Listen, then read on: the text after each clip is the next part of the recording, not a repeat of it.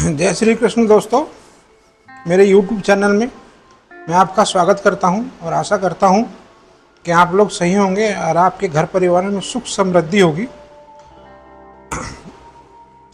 अगर मेरी वीडियो ये जो मैं आप लोगों के लिए बना रहा हूं, गीता जी जो पढ़ रहा हूं, अच्छी लगे तो मेरी वीडियो को लाइक कीजिए, कमेंट्स कीजिए और शेयर कीजिए ताकि मेरे को मोटिवेशन मिलता रहे और मैं ये सीरीज चालू रखूँ दोस्तों आप लोगों के लिए। तो शुरू करते हैं गीता जी का अनुवाद। भगवत गीता जी की विषय वस्तु में 5 मूल्य सत्यों का ज्ञान निहित है। सर्वप्रथम ईश्वर के विज्ञान की ओर, फिर जीवों की स्वरूप स्थिति की विवेचना की गई है। ईश्वर का अर्थ नियता है और जीवों का अर्थ है नियंत्रित।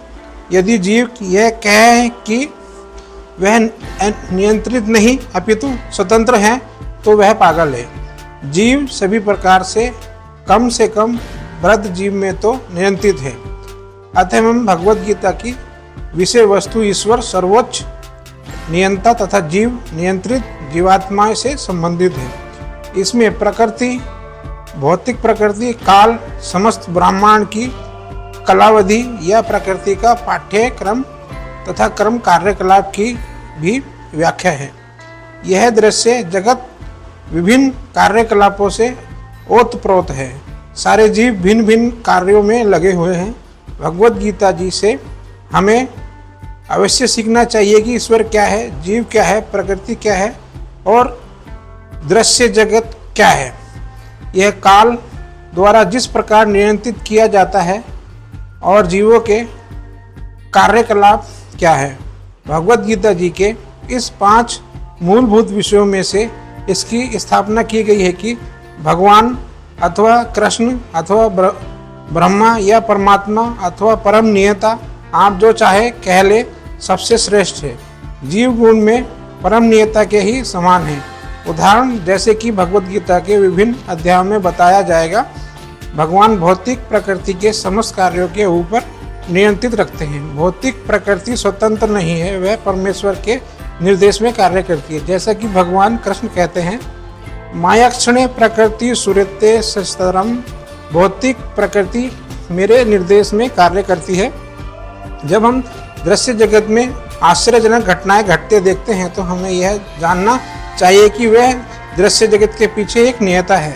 बिना नियंत्रण के किसी का प्रकट होना संभव नहीं। नियता को न मानना बचपना है।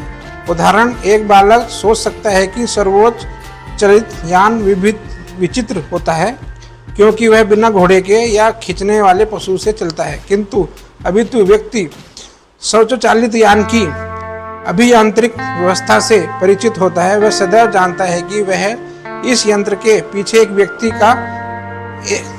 का एक चालक होता है। इसी प्रकार परमेश्वर वह चालक है जिसके निर्देश में सब कार्य हो रहा है। भगवान ने जीवों को अपने अंश रूप में स्वीकार किया है। जैसा कि हम अगले अध्याय में देखेंगे, सोने का एक कण भी सोना समुद्र के जल की बूंद की खारी होती है। इसी प्रकार हम जीव भी परम नियता ईश्वर या भगवान श्री कृष्ण के अंश होने के कारण सूक्ष्म मात्रा में परमेश्वर के सभी गुणों से युक्त होते हैं। क्योंकि हम सूक्ष्म ईश्वर या अधीन ईश्वर है, इस प्रकृति पर नियंत्रित करने का प्रयास कर रहे हैं। जैसे कि वर्तमान में हम अंतरिक्ष या ग्रहों को वश में करना चाहते हैं और हमें नियंत्रण रखने की यह प्रवृत्ति इसलिए है क्योंकि यह कृष्ण में भी है।